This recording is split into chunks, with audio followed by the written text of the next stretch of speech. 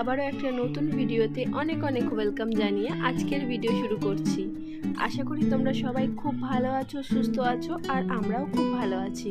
আর আজকে আমি তোমাদের সাথে শেয়ার করব মটর পনির।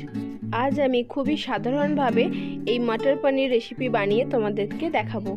পুরো ভিডিও দেখবে, আশা করি তোমাদের ভালোই লাগবে। তাহলে চলো আর কথা না বাড়িয়ে একেবারে চলে যায় মেন রেসিপিতে।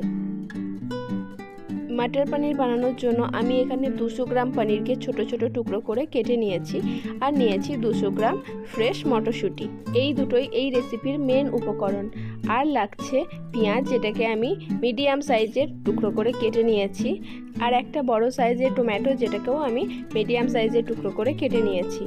আর নিয়েছি হাফ ইঞ্চি আদা, যেটাকেও আমি টুকরো করে নিয়েছি, আর 4-5 কোয়া রসুন, আর লাগছে 5-6টা কাজু বাদাম।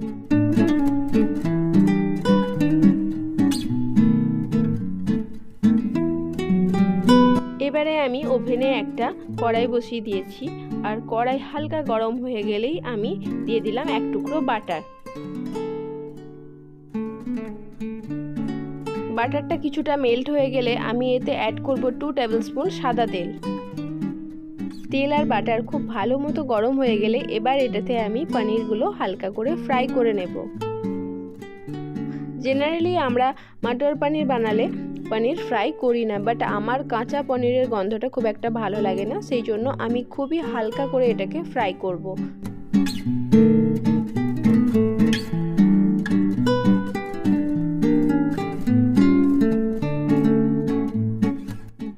পনিরগুলো আমার ভাজা হয়ে গেছে, আর তোমরা দেখে বুঝতেই পারছো যে আমি কতটা ফ্রাই করেছি। এবার এগুলোকে উঠিয়ে নেব।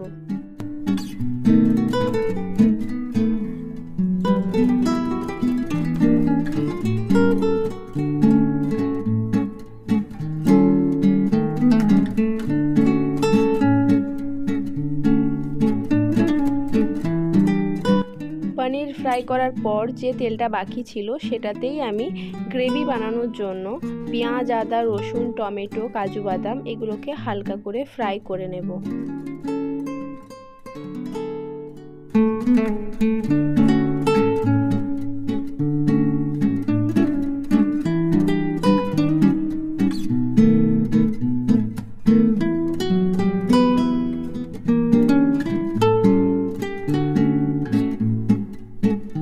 সমস্ত উপকরণগুলো ভালো করে নাড়াচাড়া করে নিয়েছি, আর দেখো কালারটাও হালকা চেঞ্জ হয়ে এসছে।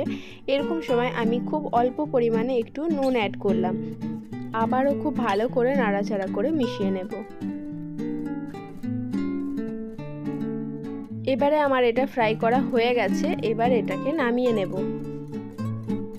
এবার দেখো আমি এটাকে ঠান্ডা করে একটা মিক্সির জারে নিয়ে নিয়েছি। এবার এটাকে আমি একটা স্মুথ পেস্ট বানিয়ে নেব। এই যে আমার পেস্ট একেবারে রেডি হয়ে গেছে। এবার এটাকে ঢাকা দিয়ে সাইডে রেখে দেব। আবারও আমি গ্যাসে একটা কড়াই বসিয়ে দিয়েছি, আর দিয়ে দেব 3 টেবিলস্পুন সাদা তেল। তেল ভালোভাবে গরম হয়ে আসলে এবার দিয়ে দিলাম কিছুটা গোটা গরম মশলা। এবার আমি এটাতে যে পেস্টটা বানিয়েছিলাম গ্রেভির জন্য সেটাকে দিয়ে দিলাম।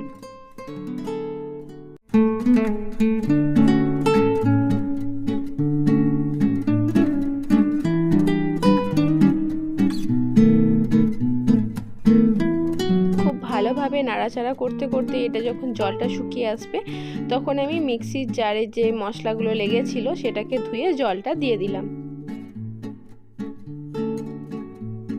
খুব ভালো করে নাড়াচাড়া করে নিয়ে এবার আমি এটাতে কিছু গুঁড়ো মশলা অ্যাড করব, যেগুলো আমরা ডেলিকার রান্নায় ইউজ করি।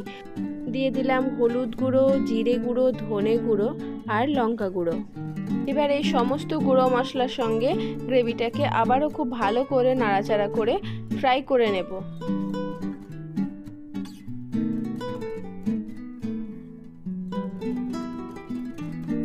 এখানে আমার গ্রেভিটা 50% রান্না হয়ে গেছে, তো এরকম অবস্থায় আমি 5 মিনিটের জন্য ঢাকা দিয়ে রেখে দিলাম। তোমরা চাইলে নাও দিতে পারো। ফিরে এলাম 5 মিনিট পর। তো ঢাকনা খুলে দেখছি খুব সুন্দর মশলাটার কালার চলে এসেছে। এবার আমি এটাতে খুব সামান্য পরিমাণ চিনি দিয়ে দিলাম। তো তোমরা দেখে বুঝতেই পারলে যে আমি কতটা চিনি দিয়েছি। চিনিতে সবসময় টেস্ট আর কালার দুটোই খুব সুন্দর হয়, তো সেই জন্য অল্প পরিমাণ আমি চিনি অ্যাড করলাম। এবারে আমার গ্রেভিটা পুরোপুরি রেডি হয়ে গেছে আর দেখো জলটা পুরো শুকিয়ে এসছে। এবার আমি এটাতে জল দিয়ে দিলাম। খুব অল্প পরিমাণে জল দিয়ে এটাকে ভালো করে মিশিয়ে নিতে হবে। একেবারে বেশি জল দিয়ে দিলে না বুঝতে পারা যাবে না, তাই অল্প অল্প করে জল দিতে হবে আর নাড়াচাড়া করতে হবে, তাহলেই বুঝতে পারা যাবে জলের পরিমাণটা, না হলে বেশি হয়ে যেতে পারে। গ্রেভিটা ফুটতে শুরু করেছে। এবার আমি এটাতে মটরশুঁটিটা দিয়ে দিলাম।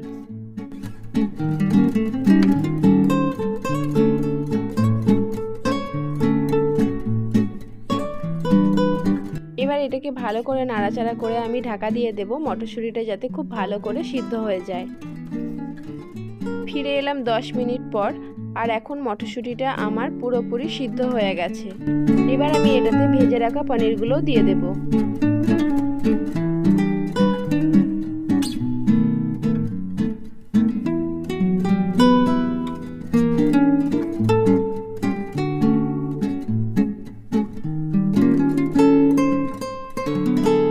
পনির দেওয়ার পর আমি লো ফ্লেমে 5 মিনিট এটাকে খুব ভালো করে ফুটিয়ে নিয়েছি। এবার আমি গ্যাসের ফ্লেমটাকে বন্ধ করে দিলাম।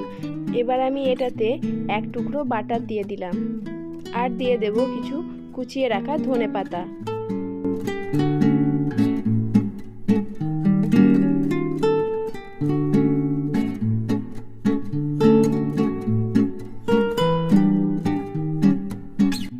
এখন আমার রান্নাটা পুরোপুরি কমপ্লিট হয়ে গেছে। এবার আমি এটাকে কিছুক্ষণের জন্য ঢাকা দিয়ে রেখে দেব। এই যে আমার রেসিপি একেবারে সার্ভ করার জন্য রেডি হয়ে গেছে, আর দেখে বুঝতেই পারছো কতটা টেস্টি হয়েছে আর কতটা কালারফুল হয়েছে। তাহলে দেখতেই পেলে কত সহজে এবং কত তাড়াতাড়ি এত সুন্দর একটা রেসিপি রেডি হয়ে গেল। তাহলে আর দেরি কিসের, তোমরাও বাড়িতে ঝটপট করে বানিয়ে নাও। আর আজকের এই রেসিপি যদি তোমাদের ভালো লেগে থাকে তাহলে অবশ্যই একটা লাইক করবে আর কমেন্টে জানাবে তোমাদের কেমন লাগলো। আর যদি একটু বেশি ভালো লেগে থাকে তাহলে অবশ্যই ফ্যামিলি আর ফ্রেন্ডসের সাথে শেয়ার করবে। আর হ্যাঁ, তোমাকে বলছি, যদি তুমি আমার চ্যানেলে নতুন হয়ে থাকো তাহলে অবশ্যই আমার চ্যানেলটাকে সাবস্ক্রাইব করে পাশে থাকা বেল আইকনটাকে প্রেস করে দেবে, যাতে আমি কোনো নতুন ভিডিও আপলোড করার সাথে সাথে সবার প্রথমে তোমার কাছে নোটিফিকেশন চলে আসে।